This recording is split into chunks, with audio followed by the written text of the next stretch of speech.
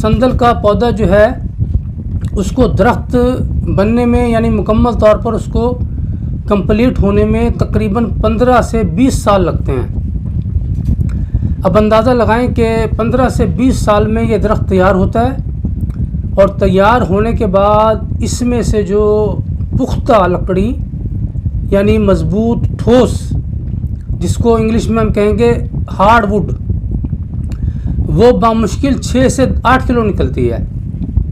आप हैरान होंगे कि 20 साल के बाद जो है वो 6 से 8 किलो लकड़ी निकलती है। जी हाँ, ऐसा ही है। इसमें से जो हार्ड जो है वुड जो है, जिसमें से रोगन निकलता है यानी जिसमें से ऑयल निकलता है, वो 6 से 8 किलो होती है। और अगर किसी काश्तकार खुशनसीब के दरख्त से 10 किलो लकड़ी निकल आए तो वो ये समझता है कि मेरी लॉटरी निकल आई है। ये दुनिया की महंगी तरीन लकड़ी है